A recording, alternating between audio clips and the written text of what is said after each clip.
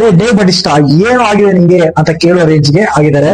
ನೀವು ಚಿಕ್ಕ ವಯಸ್ಸಿಂದ WWE ಫಾಲೋ ಮಾಡ್ಕೊಂಡ್ ಬಂದಿರಾ, ನಿಮಗೆ ಗೊತ್ತಿರುತ್ತೆ. Dave Batista one of the super wrestler. ಅವ್ರು ಆಲ್ರೆಡಿ ಬೆಲ್ಟ್ ಎಲ್ಲ ವಿನ್ ಮಾಡಿದ್ದಾರೆ. ವೈ ವೈ ವೈ ಬಟಿಸ್ಟಾ ಇಲ್ಲ, ಡ್ರಾಗ್ಸ್ ಇರಲ್ಲ, ಲೋಗೋ ಡ್ರಾಗ್ಸ್, ಆರತಿ ಡ್ರಾಗ್ಸ್ ಅಂತ ಹೇಳಿ ಡೇವ್ ಬಟಿಸ್ಟಾ ಬಂದು ಗೇ ಆಗ್ತಿದ್ದಾನೆ. ಈ still healthy and still lean and still ಅವರು ಚೆನ್ನಾಗೇ ಇದ್ದಾರೆ. Hey guys, welcome back to this video. I am Rahul rocks. ಈ ವಿಡಿಯೋದಲ್ಲಿ ನಾವೇನ್ ನೋಡ್ತಾ ಇದೀವಿ ಅಂದ್ರೆ ಡೇವ್ ಬಟಿಸ್ಟಾ. ಡೇವ್ ಬಟಿಸ್ಟಾ ಏನು ಆಗಿದೆ ನಿಂಗೆ? ನಿನ್ನ ಸೃಷ್ಟಿ ಮಾಡಿದ ನಿಮ್ಮ ಅಪ್ಪ ಬಂದ್ರು ನೀನ್ ಯಾರು ಅಂತ ಕಂಡಿದೆ. ಮುಂಚೆ ನೋಡಿ ಈ ತರ ಇದ್ರು, ಈಗ ರೀಸೆಂಟ್ ಆಗಿ ಈ ತರ ಒಂದು ಟ್ರಾನ್ಸ್ಫಾರ್ಮೇಶನ್ ಮಾಡಿದ್ದಾರೆ. ಅದು ತುಂಬಾನೇ ಶಾರ್ಟ್ ಟೈಮ್ ಪೀರಿಯಡ್ ಅಲ್ಲಿ. ಇದನ್ನೆಲ್ಲ ಅವರು ಏನಕ್ಕೆ ಮಾಡಿದ್ರು, ಈ ವೆಯ್ಟ್ ಲಾಸ್ ಅನ್ನೋದಕ್ಕೆ ಕೆಲವೊಂದು ರೀಸನ್ಸ್ ಇದೆ. ಅದರಲ್ಲಿ ಅವ್ರು ಫಸ್ಟ್ ಹೇಳೋ ರೀಸನ್ ಬಂದು ಆಕ್ಟಿಂಗ್ ಕೆರಿಯರ್ ನಲ್ಲಿ ಇನ್ನೂ ಚೆನ್ನಾಗಿ ನೆಕ್ಸ್ಟ್ ಲೆವೆಲ್ ಹೋಗ್ಬೇಕು ಅಂತ ಹೇಳ್ತಾರೆ. ಬಟ್ ಎಷ್ಟು ಜನ ಆಲ್ರೆಡಿ ಸ್ಲಿಮ್ ಆಗಿರೋದಿದ್ದಾರೆ, ಎಷ್ಟು ಜನ ಬಾಡಿನ ಒಳ್ಳೆ ಶೇಪ್ ಅಲ್ಲಿ ಇಟ್ಕೊಂಡಿದ್ದಾರೆ, ಎಷ್ಟು ಜನ ದೊಡ್ಡ ದೊಡ್ಡ ಬಾಡಿ ಬಿಲ್ಡರ್ಸ್, ಈವನ್ ಆರ್ನಾಲ್ಡ್ ಕೂಡ ಇದ್ದಾರೆ, ಎಷ್ಟು ಜನ ಇದ್ದಾರೆ. ನಿಮ್ಗೆ ಯಾಕೆ ಬೇಕದು ತಿಕಾ ಮುಚ್ಕೊಂಡು ಹೋಗಲ್ಲ ಬಾಲಿವುಡ್ ಅಲ್ಲಾಗ್ಲಿ, ನಮ್ಮ ಬಾಲಿವುಡ್ ಅಲ್ಲಾಗ್ಲಿ. ಸೊ ಅದರಲ್ಲಿ ಏನು ಅಷ್ಟೊಂದು ಇದಿರ್ಲಿಲ್ಲ. ಬಟ್ ಅವ್ರು ಕೊಡುವಂತ ಒಂದು ರೀಸನ್ ಬಂದು ಅಷ್ಟೊಂದು ಇಷ್ಟ ಆಗಿಲ್ಲ ನನಗೆ. ಡೇವ್ ಬಟಿಸ್ಟಾ ಯಾರು ಅಂತ ಗೊತ್ತಿಲ್ಲ ಅಂದ್ರೆ ಅವ್ರಿಗೆ ಇವನ್ನೆಲ್ಲೋ ನೋಡಿ ನಾನ್ ನಿಮಗೋಸ್ಕರನೇ ಕಾಯ್ತಾ ಇದ್ದೆ ಅಂತ ನಿಮ್ ಮೈಂಡಲ್ಲಿ ಬರ್ತಾ ಇದೆ ಅಂದ್ರೆ, ನೀವು ಚಿಕ್ಕ ವಯಸ್ಸಿಂದ WWE ಫಾಲೋ ಮಾಡ್ಕೊಂಡ್ ಬಂದಿರಾ, ನಿಮಗೆ ಗೊತ್ತಿರುತ್ತೆ. Dave Batista one of the super wrestler. ಅವ್ರು ಆಲ್ರೆಡಿ ಬೆಲ್ಟ್ ಎಲ್ಲ ವಿನ್ ಮಾಡಿದ್ದಾರೆ. ಸೊ ಅವರು ಆತರ ಒಂದು ಬಾಡಿ ಇದ್ದು ಅಲ್ಲಿಂದ ಮತ್ತೆ ಬಲ್ಕ್ ಮಾಡಿ ಕಟ್ ಮಾಡಿ ಎಲ್ಲ ತುಂಬಾ ವಿಷಯಗಳೆಲ್ಲ ಮಾಡಿದ್ರೆ, ಇದೊಂದು ಇವ್ರನ್ನ ಡ್ರಾಕ್ಸ್ ಕ್ಯಾರೆಕ್ಟರ್ ಆಗಿ ಗಾರ್ಡಿಯನ್ಸ್ ಆಫ್ ದ ಗ್ಯಾಲಕ್ಸಿ ನಲ್ಲಿ ಬಹಳಷ್ಟು ಕೆಳಗಡೆ ವರ್ಕ್ ಮಾಡಿದ ನೋಡಿರ್ತೀರಾ. ಅಫ್ಕೋರ್ಸ್ ನಾನು ನೋಡಿದ್ದೀನಿ ತುಂಬಾನೇ. ಸೊ ಇವರ ಟ್ರಾನ್ಸ್ಫಾರ್ಮೇಶನ್ ಸ್ಟೇಜಸ್ ಯಾವ ತರ ಇದೆ ಅಂದ್ರೆ, ಫಸ್ಟ್ ಈ ಒಂದು ವೆಯ್ಟ್ ಗೇನ್ ಅನ್ನೋದು ಮಾಡ್ತಾರೆ. ಅಫ್ಕೋರ್ಸ್ ಅದಾದ್ಮೇಲೆ ಅಲ್ಲಿಂದ 170 180 kg ವರೆಗೂ ಬಲ್ಕ್ ಮಾಡ್ತಾರೆ, ಡರ್ಟಿ ಬಲ್ಕ್. ಬಿಕಾಸ್ ಆಲ್ರೆಡಿ ಅವರು ಹೈ ಪರ್ಸನಾಲಿಟಿ ಎಲ್ಲ ಇದ್ರು. ಮತ್ತೆ ಅಲ್ಲಿಂದ ಒಂದು 150 ಆ ರೇಂಜ್ಗೆ ಮತ್ತೆ ಕಟ್ ಮಾಡ್ತಾರೆ.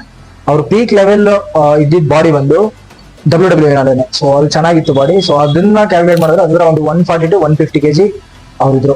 ಇವನ್ ನೀವು ರಾಕ್ ನ ಕೂಡ ನೋಡಿದ್ರೆ ಆಲ್ಮೋಸ್ಟ್ ರಾಕ್ ಕೂಡ ಅದೇ ಒಂದು ಇದಕ್ಕೆ ಬರ್ತಾರೆ. ಸೊ ಅದಾದ್ಮೇಲೆ ಮತ್ತೆ ಅವರು ಸ್ವಲ್ಪ ವೆಯ್ಟ್ ಲಾಸ್ ಮಾಡಿ ಒಂದು 130 ರೇಂಜ್ಗೆ, ಸೊ 130 ಕಿಲೋಸ್ ರೇಂಜ್ಗೆ ಅವ್ರ ಬಾಡಿನ ಮೈಂಟೈನ್ ಮಾಡ್ತಿದ್ರು. ಈ ಒಂದು ಲಾಸ್ಟ್ ಇಯರ್ ಎಲ್ಲ ಹಂಗೆ ಇದ್ರು.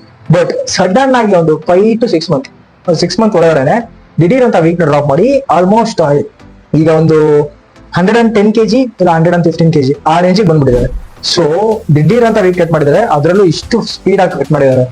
ನಾನು ಓಡ್ತಾ ಇದ್ದೇನೆ, ಪಕ್ಕಾ ಮಸಲ್ ಲಾಸ್ ಅನ್ನೋದು ನಡೆದಿರುತ್ತೆ.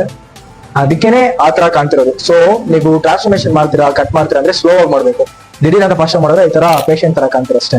ಈಗ ಇದೇ ನಮ್ಮ ಡ್ರಾಕ್ಸ್ ನ ಒಬ್ಬ ಆಕ್ಟರ್ ಜೊತೆ ಕಂಪೇರ್ ಮಾಡಿದ್ರೆ ರಾಕ್ ಇದಾನೆ, ವಿನ್ ಡೀಸೆಲ್ ಇದಾರೆ. ಸೊ ಅವರೆಲ್ಲ ನೋಡೋದಕ್ಕೆ ಬಾಡಿ ಬಿಲ್ಡರ್ಸ್ ತರಾನೇ ಇದಾರೆ, ಅವ್ರೇನ್ ದೊಡ್ಡ ಆಕ್ಟರ್ಸ್ ಅಲ್ವಾ. ಸೊ ಆ ತರ ಇರ್ಬೇಕಾದ್ರೆ ಇವ್ರ ಆಕ್ಟಿಂಗ್ ಕೆರಿಯರ್ಗೋಸ್ಕರ ಇವ್ರ ಬಾಡಿ ಟ್ರಾನ್ಸ್ಫಾರ್ಮೇಶನ್ ಮಾಡಿದೀನಿ, ಅದು ಈ ತರ ಸ್ಲಿಮ್ ಆಗಿದ್ದೀನಿ ಅಂದ್ರೆ ನಂಬಕ್ಕೆ ಆಗ್ತಿಲ್ಲ. ಅದ್ರಲ್ಲೂ ದಿಢೀರ್ ಅಂತ ಈ ಫೋಟೋದಲ್ಲಿ ಈಗ ತುಂಬಾ ವೈರಲ್ ಆಗಿ ಹೋಗ್ತಾ ಇದೆ ಈ ಫೋಟೋ. ಸೊ ಈ ಫೋಟೋದಲ್ಲಿ ತುಂಬಾನೇ ಡಿಫ್ರೆಂಟ್ ಆಗಿ ಕಾಣ್ತಾ ಇದ್ದಾರೆ. ಲೈಕ್ ಹಿಂಗಿದ್ದವರು ಆತರ ಒಂದು ಯೂಸ್ ಡಿಫ್ರೆನ್ಸ್ ಕಾಣ್ತಿದೆ. ರಾಕ್ ಗಿಂತ ಒಬ್ಬ ಬೆಟರ್ ಆಕ್ಟರ್ ಅಂತಾನು ಹೇಳ್ಬೋದು. ಅಂಡ್ ರಾಕ್ ಗಿಂತ ಒಂದು ಒಳ್ಳೆ ಬಾಡಿ ಇದೆ ಅಂತಾನು ಹೇಳ್ಬೋದು. ಬಿಕಾಸ್ ರಾಕ್ ಬಂದು ಒಂದು 125 130 kg ವರೆಗೂ ಮಾತ್ರನೇ ಅವ್ರ ಪೀಕ್ ಲೆವೆಲ್ ಅಲ್ಲಿ ಇದ್ದಿದ್ದು. ಸೊ ಇವ್ರು ಬಂದು 140 ಕಿಲೋ 150 ಕಿಲೋಸ್ ವರೆಗೂ ಹೋಗಿದ್ದಾರೆ. ಅದು ನೋಡಕ್ಕೂ ಚೆನ್ನಾಗಿದ್ದಾರೆ, ಅದು ಬಲ್ಕ್ ಅಲ್ಲಿ ಇದ್ದಾರೆ. ಸೊ ಫಿಸಿಕಲಿ ರಾಕ್ ಗಿಂತಾನು Dave Batista best.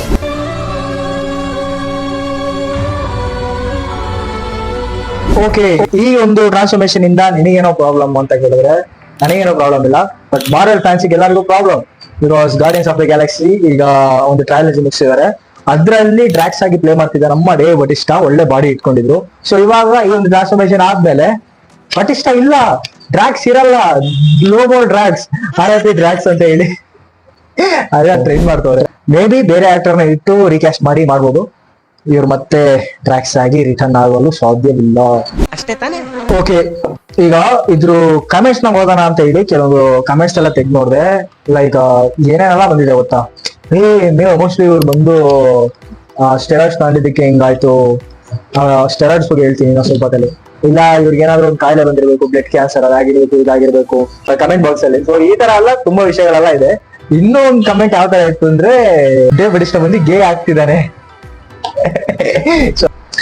In case ನಿಮಗೇನಾದ್ರು ಈ ಫೋಟೋ ನೋಡಿ, ಈ ಫೋಟೋದಲ್ಲಿ ನೋಡೋದಕ್ಕೆ ಹೆಂಗಿದ್ದಾರೆ, ಸಣ್ಣಗಿದ್ದಾರೆ, ಫಾಸ್ಟ್ ಆಗಿ ವೆಯ್ಟ್ ಲಾಸ್ ಮಾಡಿದ್ದಾರೆ, ಮಸಲ್ ಲಾಸ್ ಅನ್ನೋದಾಗಿದೆ. ಇದೊಂದು ಅನ್ಹೆಲ್ತಿ ಇಂದ ನಾನೇ ಹೇಳಿದೆ, ಬಟ್ ಈ still healthy and still lean and still ಅವರು ಚೆನ್ನಾಗೇ ಇದ್ದಾರೆ. ಇಲ್ಲಿ ಇವ್ರು ನೋಡೋದಕ್ಕೆ ಪೇಷಂಟ್ ತರ ಯಾಕಿದ್ದಾರೆ, ಅದ್ರಲ್ಲೂ ವಯಸ್ಸಾಗಿರೋರ್ ತರ ಯಾಕಿದ್ದಾರೆ ಅನ್ನೋ ತರ ಇದೆ.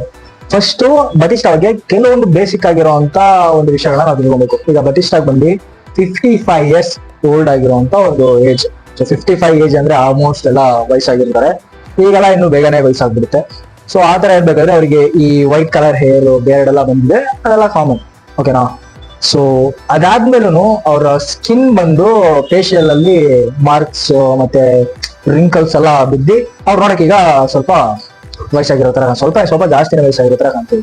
ಇದನ್ನ ನಾವು ಅಂಡರ್ಸ್ಟ್ಯಾಂಡ್ ಮಾಡ್ಕೊಳ್ಳೋದಕ್ಕೂ ಮುಂಚೆ ಫಸ್ಟ್ ಇವ್ರ ಬಾಡಿಗೆ ಸ್ಟೆರಾಯ್ಡ್ಸ್ ಹಾಕಿ ಇವರ ಬಾಡಿನ ಈ ರೇಂಜಿಗೆ ಬಿಲ್ಡ್ ಮಾಡಿ, ಆ ರೇಂಜಿಗೆ ಸ್ಕಿನ್ ಎಲ್ಲ ಎಕ್ಸ್ಪ್ಯಾಂಡ್ ಆಗಿ, ಸೊ ಒನ್ಸ್ ಅದೆಲ್ಲ ಆ ತರ ಕಟ್ ಡೌನ್ ಆದ್ಮೇಲೆ ಅಫ್ಕೋರ್ಸ್ ಆ ಸ್ಕಿನ್ ಎಲ್ಲ ಶಿಂಕ್ ಆಗುತ್ತಲ್ಲ, ಸೊ ಸ್ವಲ್ಪ ಏಜ್ ಆಗಿರೋ ತರ ಕಾಣುತ್ತೆ. ಅವ್ರ ಚೆಸ್ಟ್ ಏರಿಯಾ ಆಗಿರ್ಬೋದು, ಅವ್ರ ಫೇಸ್ ಅಲ್ಲಿ ಆಗಿರ್ಬೋದು, ಅದೆಲ್ಲ ಆ ತರನೇ ಕಾಣುತ್ತೆ.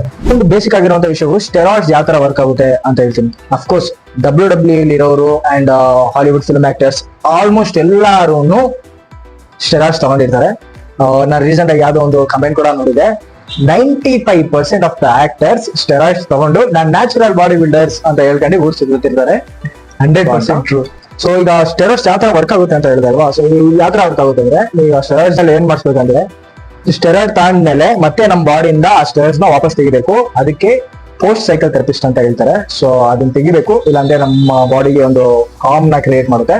ಸೊ ಅದಕ್ಕೋಸ್ಕರ ತೆಗಿದ್ಮೇಲೆ ದಿಢೀರ್ ಅಂತ ಹೆಂಗಿರ್ತಾರೋ ಅದ್ರಲ್ಲಿ ಅರ್ಧ ಆಗೋಗ್ಬಿಡ್ತಾರೆ. ಈಗ ಸ್ಟೆರಾಯ್ಡ್ಸ್ ತಗೊಂತಾರೆ ಅಂದ್ರೆ ಅದು ಸ್ಟೆರಾಯ್ಡ್ ನಿಂದ ಸೈಡ್ ಎಫೆಕ್ಟ್ಸ್ ಬರೋದು 100% ಕನ್ಫರ್ಮ್, ಓಕೆನಾ. ಬಟ್ ಅದ್ರಿಂದ ನಾವು ಒಂದು ಮುನ್ನೆಚ್ಚರಿಕೆಯಾಗಿ ಇರ್ಬೇಕು, ಓಕೆನಾ. ಸೊ ಯಾವ ತರ ಅಂದ್ರೆ, ಒಬ್ಬ ಒಂದು ಸ್ಟೆರಾಯ್ಡ್ಸ್ ತಗೊಂತಾನೆ ಅಂದ್ರೆ ಅವ್ನ ಕೈ ಕೆಳಗಡೆ ಹತ್ರ ಒಂದು 4 to 5 ಮೆಂಬರ್ಸ್ ಇರ್ತಾರೆ. ಒಬ್ಬ ಡಾಕ್ಟರ್ ಇರ್ತಾರೆ, ಮತ್ತೆ ಒಬ್ರು ನ್ಯೂಟ್ರಿಷನ್ ಇರ್ತಾರೆ, ಅಂಡ್ ಇನ್ನೊಬ್ರು ಕುಕ್ ಇರ್ತಾರೆ, ಅಂಡ್ ಮತ್ತೆ ಜಿಮ್ ಟ್ರೈನರ್ ಒಬ್ರು ಇರ್ತಾರೆ. ಸೊ ಈ ತರ ಎಲ್ಲಾ ವಿಷಯಗಳನ್ನು ಅವ್ರಿಗೆ ಬಂದು ಅಷ್ಟೊಂದು ಅಮೌಂಟ್ ಇರೋದ್ರಿಂದ ಖರ್ಚು ಮಾಡಿ ಎಲ್ಲ ಸಾಲಿಡ್ ಮಾಡ್ತಾರೆ.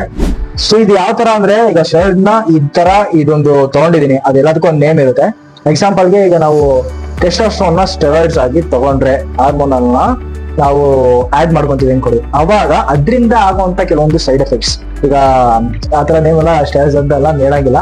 ಸೊ ಇನ್ಕೇಸ್ ಏನೋ ಸ್ಟೆರಾಯ್ಡ್ಸ್ ತಗೊಂಡ್ರೆ ಆ ಒಂದು ಕಂಪ್ನಿ ನೇಮ್ ಇರ್ತಾವ, ಆ ಬ್ರ್ಯಾಂಡ್ ನೇಮ್ ಇರ್ತಾವ, ಇದನ್ನ ತಗೊಂಡ್ರೆ ಸೊ ಅದರಿಂದ ಬರುವಂತ ಸೈಡ್ ಎಫೆಕ್ಟ್ಸ್ ಹೇರ್ ಲಾಸ್ ಆಗಿರ್ಬೋದು, ಹಾಗಿಲ್ಲ ಕಿಡ್ನಿ ಸ್ಟೋನ್ ಆಗಿರ್ಬೋದು, ಲಿವರ್ ಡ್ಯಾಮೇಜ್ ಆಗಿರ್ಬೋದು. ಸೊ ಈ ತರ ವಿಷಯಗಳೆಲ್ಲ ತುಂಬಾ ನಡೆಯುತ್ತೆ. ಅಂಡ್ ಯಾವ ತರ ಡ್ರಾಸ್ಟಿಕ್ ಆಗಿ ನಮ್ಮ ಮಸಲ್ ನ ಗ್ರೋತ್ ಮಾಡುತ್ತೆ ಸ್ಟೆರಾಯ್ಡ್ಸ್ ಅಂದ್ರೆ, ನಮ್ಮ ಬಾಡಿ ಒಳಗಡೆ ಇರೋ ಹಾರ್ಮೋನ್ಸ್ ಮತ್ತೆ ಆರ್ಗ್ಯೂನ್ಸ್ ಎರಡು ಸೇರಿ ಇವನ್ ಎಲ್ಲಾನು ಗ್ರೋತ್ ಆಗುತ್ತೆ. ಈ ರೀಸನ್ಗೋಸ್ಕರನೇ ಎಷ್ಟೋ ಜನ ಹಾರ್ಟ್ ಅಟ್ಯಾಕ್ ಆಗಿ ಸಾಯೋದು. ಇಂಜೆಕ್ಟ್ ಮಾಡೋದ್ರಿಂದ ಅದನ್ನು ಜಾಸ್ತಿ ದೊಡ್ಡದಾಗಿ ಸ್ಟ್ರೈನ್ ಆಗಿ ಒಂದ್ಸರಿ ಹಾರ್ಟ್ ಅಟ್ಯಾಕ್ ಬರೋ ಚಾನ್ಸಸ್ ಇರುತ್ತೆ. ಇದೇನೆ ನಡೆಯೋದು ಆಕ್ಚುಲಿ ಜಾಸ್ತಿ ಕೇಸಸ್. ಸೊ ಅದನ್ನ ಬಿಟ್ಟು ಈಗ ಪುನೀತ್ ರಾಜ್ಕುಮಾರ್ ಸರ್ ಅವ್ರು ಹಿಂಗೇನೆ ಆಯ್ತು ಅಂತೆಲ್ಲ ಯಾವಾದ್ರೂ ಕಮೆಂಟ್ ಅಲ್ಲಿ ಹೇಳ್ಬೇಕು. ಇವ್ರದ್ದು ಬಂದು ಆತರ ಆಗಿದೆ ಅಂತ ಹೇಳಿದ್ರೆ ಇಲ್ಲ, ಇವ್ರು ಬಂದು ಬೇಕು ಅಂತಾನೆ ವೆಯ್ಟ್ ಲಾಸ್ ಮಾಡಿದ್ದಾರೆ, ಅದರಲ್ಲೂ ಡ್ರಾಸ್ಟಿಕ್ ಆಗಿ ವೆಯ್ಟ್ ನ ಇಳಿಸಿದ್ದಾರೆ. ಅಂಡ್ ವೆಯ್ಟ್ ಲಾಸ್ ಮಾಡಿದ್ದ ವೇ ಹೇಳ್ತೀನಿ, ಬಟ್ ಮೇ ಬಿ ಅವ್ರ ನ್ಯೂಟ್ರಿಷನ್ ಎಲ್ಲ ಪರ್ಫೆಕ್ಟ್ ಆಗಿದ್ದು ಸಮಥಿಂಗ್ ವಾಟ್ ಅವ್ರೇನೋ ಮಾಡಿ ಈ ವೆಯ್ಟ್ ನ ಡ್ರಾಪ್ ಮಾಡಿದ್ದಾರೆ. ಯಾರು ಮಸಲ್ ನ ಲಾಸ್ ಮಾಡ್ಬೇಕು ಅಂತ ಅನ್ಕೊಳ್ಳೋದಿಲ್ಲ. ಸೊ ಇವರು ಮಸಲ್ ನ ಲಾಸ್ ಮಾಡಿದ್ದಾರೆ. ಡೇವ್ ಬಟಿಸ್ಟಾ ಬಂದು ಅವರು ಟ್ರಾನ್ಸ್ಫಾರ್ಮೇಶನ್ ಮಾಡಿದೆ, ಮೇ ಬಿ ಕಟ್ ಡೌನ್ ಮಾಡಿ ಅವರು ಇನ್ನೂ ಸ್ವಲ್ಪ ಸ್ಟ್ರೆಡೆಡ್ ಆಗಿದ್ರೆ ಇನ್ನೂ ಸೂಪರ್ ಆಗಿರ್ತಿತ್ತು. ಈವನ್ ಡೇವ್ ಬಟಿಸ್ಟಾನ ಒಂದು ಗೋಲ್ ಏನು ಅಂತ ನಾನು ಕೇಳಿದ ವಿಡಿಯೋ ನೋಡಿದಾಗ ಅವ್ರು ಬಂದು ಆಪ್ಸ್ ಮಾಡ್ಬೇಕು, ಸೊ ನನಗೆ 6 ಪ್ಯಾಕ್ ಬೇಕು ಅಂತ ಹೇಳ್ತಿದ್ರಂತೆ. ಸೊ ಮತ್ತೆ ವೆಯ್ಟ್ ಲಾಸ್ ಮಾಡಿದ್ರೆ ಸ್ವಲ್ಪ ಒಂದ್ 5-10 kg ವೆಯ್ಟ್ ಲಾಸ್ ಮಾಡಿದ್ರೆ ಆರಾಮಾಗಿ ಆಪ್ಸ್ ಎಲ್ಲ ಕಾಣುತ್ತೆ. ಅವ್ರು ಮಸಾಲ ಆರೆಂಜ್ ಇದೆ, ಬಟ್ ಏನಕ್ಕೋಸ್ಕರ ಆತರ ಮಾಡೋದು ಗೊತ್ತಿಲ್ಲ. ಇದು ಬಂದು ಒಂದು ಆಕ್ಟಿಂಗ್ ನ ಕೆರಿಯರ್ ಆಗಿ ತುಂಬಾ ಸೀರಿಯಸ್ ಆಗಿ ತಗೊಂಡಿದ್ದಾರೆ. ಅಂಡ್ ಅದಲ್ಲದೆ ಹೊಸದಾಗಿ ಬೇರೆ ಲಾಂಚ್ ಆಗ್ತಿದೆ. ಸೊ ಈ ತರ ತುಂಬಾ ವಿಷಯಗಳಿದಾವೆ. ಸಮಥಿಂಗ್ ವಾಟ್ ಅವರ ಒಂದು ಲೈಫ್ ಅಲ್ಲಿ ಅವರ ಒಂದು ಪರ್ಸನಲ್ ಚಾಯ್ಸ್. ಅವರು ಸ್ಟೆರಾಯ್ಡ್ಸ್ ತಗೊಬೇಕು ಅಂದಿದ್ದು ಪರ್ಸನಲ್ ಚಾಯ್ಸ್, ಅವ್ರ ಆಕ್ಟಿಂಗ್ ಕೆರಿಯರ್ ತಗೊಬೇಕು ಅಂದಿದ್ದು ಒಂದು ಪರ್ಸನಲ್ ಚಾಯ್ಸ್. ಸೊ ಈ ತರ ಎಲ್ಲಾನು ನಾವು ಕೆದಕ್ ನೋಡೋದ್ ಬೇಡ. ಈಗ ಒಳ್ಳೇದಾಗ್ಲಿ ನಮ್ ಕಡೆಯಿಂದ ಅವ್ರ ಮೂವಿಗೆಲ್ಲ ಆಲ್ ದಿ ಬೆಸ್ಟ್ ಹೇಳೋಣ. ಸೊ ಡೇವ್ ಬಟಿಸ್ಟಾ ಮಾಡಿದ್ ಸರಿನಾ ತಪ್ಪಾ, ಅವ್ರ ನಿಮ್ಮ ಒಂದು ಒಪಿನಿಯನ್ ಏನು ಎಲ್ಲಾನು ಕಮೆಂಟ್ ಬಾಕ್ಸ್ ಅಲ್ಲಿ ಹೇಳಿ. ಅಂಡ್ ಇದೇ ತರ ಆಕ್ಟರ್ಸ್ ಬಗ್ಗೆ ಎಲ್ಲ ತುಂಬಾ ವಿಡಿಯೋಸ್ ಹಾಕೋಣ ಅಂತಿದ್ದೀನಿ, ಅದನ್ನು ಕಮೆಂಟ್ ಮಾಡಿ ಇದು ಮಾಡಿ. ಈ ವಿಡಿಯೋ ಲೈಕ್ ಆಗಿದ್ರೆ ಹಂಗೆ ಒಂದು ಲೈಕ್ ಬಟನ್ ನ ಹೊಡೆದಾಕಿ, ಕಾಸ ದುಡ್ಡಾಕಿ ಹೇಳ್ತಾ ಇದೀನಿ, ಲೈಕ್ ತಾನೆ ಹೊಡೆದಾಕಿ. ನಿನ್ಗೆ ಯಾಕೆ ಆಮೇಲೆ ಮತ್ತೆ ಹಂಗೆ ಸಬ್ಸ್ಕ್ರೈಬ್ ಮಾಡಿ, ವಿಡಿಯೋ ನಂಗೆ ಶೇರ್ ಮಾಡಿ. Thank you so much. I don't ever slow up, no I don't take shit, I got no